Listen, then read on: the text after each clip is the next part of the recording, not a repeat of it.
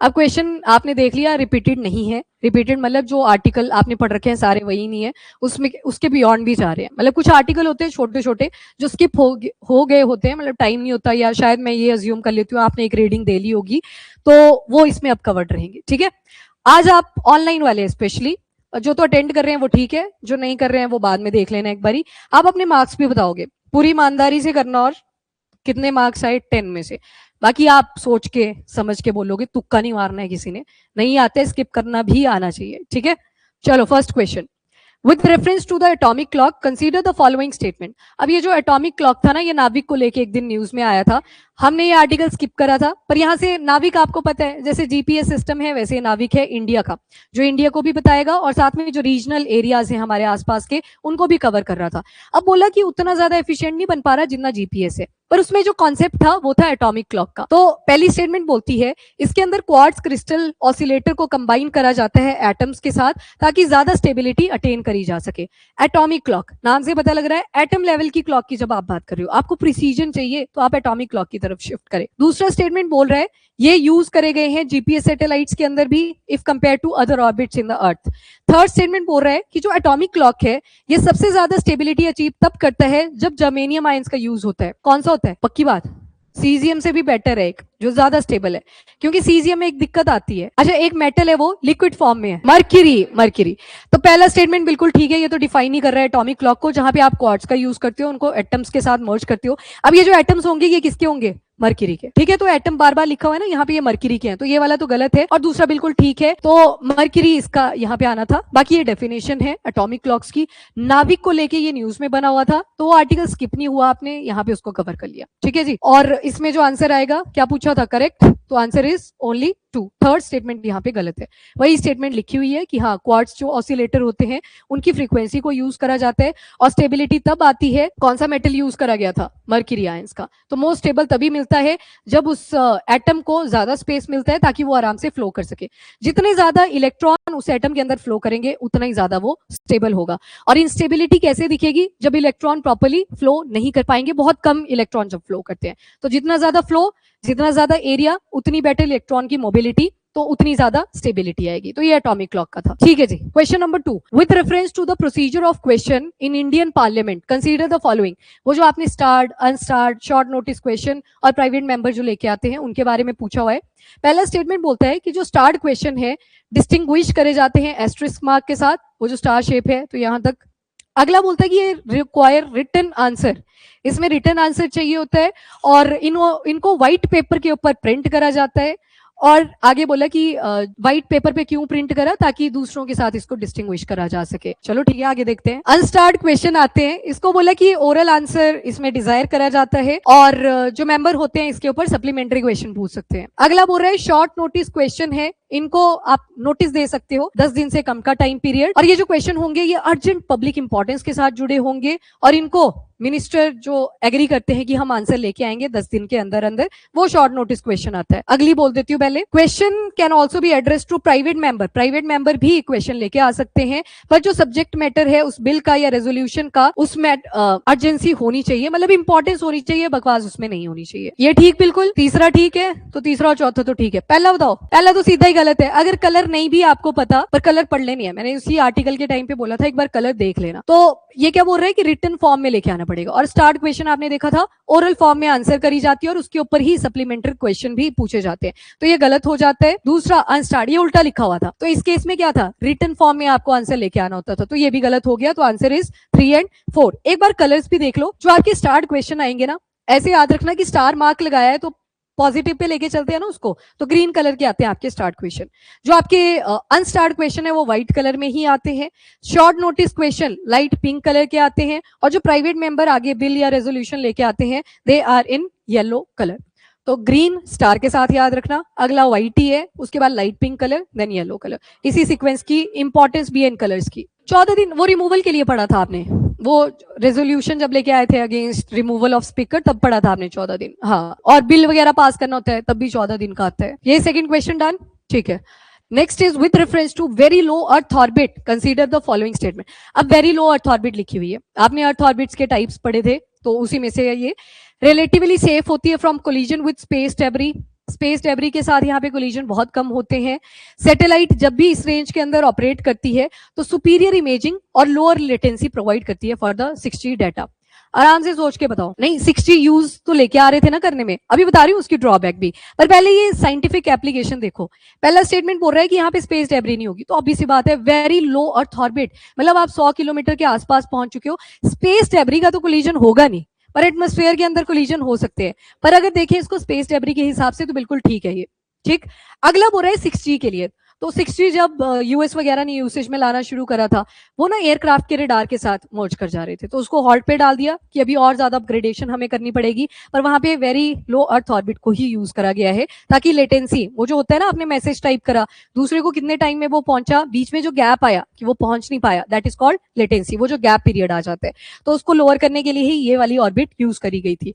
और superior imaging, जितना नीचे होगा उतनी बेटर आपको इमेजिंग भी प्रोवाइड करेगा, कॉम्प्रीहेंड नहीं होगा पर कम एरिया में ज्यादा बेटर इमेजिंग प्रोवाइड करेगा। तो यहाँ पे आपसे अबव इज आर करेक्ट पूछा था, तो ऑप्शन इज सी। तो ये 100 किलोमीटर मैक्सिमम नीचे चला जाएगा। यहाँ पे स्पेस डेब्री बोला था, तो स्टेटमेंट ध्यान में रखनी है। 50 किलोमीटर अवॉइड करा जाता है, रीजन आपको पता है, जितने भी आपके फाइटर एयरक्राफ्ट हैं, they try to attain maximum altitude, collisions हो सकते हैं। ठीक है, तो यहाँ स्पेस डेब्री के हिसाब से ये बेटर लोकेशन है। नेक्स्ट आ गया आपका मर्बन, वेस्ट टेक्सास, इंटरमीडिएट एंड किके। ये किस चीज के साथ एसोसिएटेड है? ठीक है, किसी ने बोला क्रूड ऑयल गैस। ठीक है, पहला बोल रहे हैं नेचुरल गैस के बेंचमार्क है, दूसरा बोल रहे हैं गोल्ड रिफाइनिंग स्टैंडर्ड है, तीसरा बोल रहे हैं टाइप ऑफ कोल रिजर्व्स है, और चौथा बोल रहा है क्रूड ऑयल ग्रेड। ये क्रूड ऑयल ग्रेड है, जैसे आपने ब्रेंट क्रूड पढ़ा था जो वेस्ट एशिया ऑपरेट करता है, वैसे ही जो मर्बन है वेस्ट टेक्सास नाम से पता लग रहा है यूएस का होगा, उनके भी अपने अपने स्टैंडर्ड होते हैं। और वैसे किके, ये भी क्या है, एक तरह का क्रूड ऑयल का ग्रेड है। कंट्रीज याद रख लेना, बाकी स्टोरी वही लिखी है सेम। ये वाला टैंकर का नाम है जगलात की, और यूएई का कौन सा पोर्ट यहाँ पे, फुजाइरा, याद है ना, फुजाइरा पढ़ा था एक दिन। उस पोर्ट से जब टैंकर्स को लेके जा रहे थे, तो बड़े सारे ऐसे ब्रेंट क्रूड वगैरह टर्म्स आप न्यूज में सुन रहे हो, तो ये तीन भी मर्ज करी। तो किके याद रखना हाई वैल्यू का माना जाता है, लाइट स्वीट क्रूड है जिसे ट्रेड करा जाता है सिंगापुर रीजन में। लोकेशन डिफरेंट है, किके आ गया सिंगापुर के साथ, वेस्ट टेक्सास इंटरमीडिएट आ गया यूएस के साथ, एंड एक जो आपने पढ़ा विच इज मर्बन आ गया यूएई के साथ, जो यहाँ पे हम पढ़ रहे थे, जहां से टैंकर को एक्सपोर्ट करा जा रहा था। अरे नहीं, हाइड्रोकार्बन जब आप पढ़ते हो ना तो टेस्ट भी आते हैं इनके, तो लाइट स्वीट, हल्का होता है, स्वीट टेक्सचर का होता है, उस हिसाब से पीना नहीं है। बाकी पेट्रोल पी लेते हैं, कहीं सुना है आपने ये? वॉमिटिंग को रोकने के लिए जब लॉन्ग ट्रेवल करना होता है तो उसमें थोड़ा सा कंजप्शन करा जाए, थोड़ा सा, नहीं तो आग भी लग सकती है। चलो ये टर्म्स याद रख लेना, ये किस चीज के साथ एसोसिएटेड थी, तो क्रूड ऑयल ग्रेड्स के साथ। Next is with reference to deep ocean mission, थोड़ा सा पुराना article, consider the following statement. इसे 2024 में लॉन्च करा गया था। ये मेनली फोकस करेगा कि ओशन की जो एनर्जी है, वेल्थ है, रिसोर्सेज हैं, उनको हम यूटिलाइज कर सके, एक्सप्लॉइट कर सके, मतलब ब्लू इकोनॉमी को स्ट्रेंथन करेगा। यूनाइटेड नेशन ने 2021 से 2023 को बोला decade as the decade of ocean science for sustainable development. अगर थोड़ा भी इंटरनेशनल ईयर याद है तो उससे आप आइडिया लगा सकते हो। इंडिया का first manned submersible vehicle Matsya 6000, इसे डेवलप करा जा रहा है as a part of Samudrayaan project, मतलब 6000 मीटर डेप्थ तक किया जाएगा। हाँ जी, चौथी बताओ, चौथी ठीक है, पहली बताना 2024 सही है। वैसे जब शुरू करा था ये, और ये फ्रांस के साथ है कोलैबोरेशन में, अब याद रखना फिनलैंड के साथ कंफ्यूज हो गए थे उस टाइम, पर वो प्रोपाइलिन यूनिट के लिए था, ये फ्रांस के साथ आएगा। और यहाँ पे आएगा ईयर 2021, तो पहली तो हो जाती है यहाँ पे गलत, मत्स्य 6000 ये बिल्कुल करेक्ट है। और थर्ड स्टेटमेंट कैसी थी, ये भी ठीक है, सस्टेनेबल डेवलपमेंट, तो उसी के पर्पज से बनाई गई है। एंड मिनिस्ट्री कौन सी आ जाएगी, अर्थ साइंसेस, तो इसमें सिर्फ एक ही इनकरेक्ट था पहले वाला, बाकी इसका answer is only 3 C. Next with reference to Bharat Vistaar, थोड़ा पुराना हो गया आर्टिकल, पर याद रखना है आपने, multilingual AI power digital platform है जिसे इंडियन फार्मर्स के लिए डिजाइन करा गया है। प्लेटफॉर्म को इंटीग्रेट, इसमें डाटा इंटीग्रेट करा जाएगा एग्रीस्टेक का, ICAR, Indian council for agriculture research, और इंडियन मेट्रोलॉजिकल डिपार्टमेंट, दोनों ठीक है, बोथ 1 and 2 ठीक है जी। तो आंसर आ जाएगा इसका सी, और आपसे पूछा भी क्या था, करेक्ट। तो ये भारत विस्तार, ये फार्मर्स के लिए लेके आए हैं, मल्टीलिंगुअल एआई पावर्ड, और बाकी इन सभी का कोलैबोरेशन आपने देखा था। Then there is with respect to Keshava temple, जो बेलूर में लोकेटेड है, आपने कुछ स्टेटमेंट देखनी है और आपसे करेक्ट ही पूछी है। केशवा टेम्पल लोकेटेड है तुंगभद्रा रिवर के बैंक पे, पहली स्टेटमेंट। टेम्पल डेडिकेटेड है लॉर्ड शिवा को, दूसरी स्टेटमेंट। तीसरी स्टेटमेंट, इसे कमीशन करा गया था होयसला किंग जो विष्णुवर्धन थे 1117 CE के टाइम पे, जब उन्होंने चोलास को डिफीट करा था। एंड चौथी स्टेटमेंट, ये जो टेम्पल है ये यूनेस्को वर्ल्ड हेरिटेज साइट का भी पार्ट है एज अ सेक्रेड एंसेम्बल। पहली बताओ, पहली ठीक है? कितने बोलते हैं ठीक है? पक्की बात? यागशी रिवर थी, मैंने बोला था अलग सा नाम है, याद रखना इसको, यागशी रिवर, यागशी रिवर। दूसरा लॉर्ड शिवा, केशवा, विष्णु, लॉर्ड विष्णु। अब क्या OMR पे तो लग गया सर्कल। उसके बाद नेक्स्ट तो बिल्कुल ठीक है, होयसला किंग ने जब चोलास को डिफीट करा था उसको बड़ी अचीवमेंट माना गया था, तो केशवा टेम्पल को बनाया गया। And UNESCO, yes it is part of UNESCO, तो आंसर आ जाएगा बी, ओनली 2 स्टेटमेंट्स। आगे ये केशवा वाला पड़ा कब था? सेवा तीर्थ PMO ऑफिस को लेके, तो वो इंस्पिरेशन इसी टेम्पल से उठाई गई है, दैट इज केशवा टेम्पल। अगला, with reference to G7 group consider the following statement. पहला बोलता है कि 2026 का जो G7 समिट होगा नवंबर के आसपास, वो फ्रांस होस्ट करेगा एवियन ले बेंच पे। ठीक है, ये ठीक है। G7 मतलब अभी ठीक है, मैंने स्टेटमेंट बोली, गलत है कि ठीक है वो बाद में देखते हैं। G7 के अंदर मेंबर हैं US, UK, France, Germany, Italy, Canada. And G7 country एक साथ अगर देखिए तो 80% ग्लोबल GDP और नियरली हाफ यानी 50% ऑफ वर्ल्ड पॉपुलेशन को होल्ड करता है। तीसरा तो सीधा ही गलत है, आधी पॉपुलेशन कहाँ ही थी, 40% थी पर आधी भी नहीं थी। और 80% ग्लोबल GDP बहुत ही ज्यादा दे दिया, 20s में था।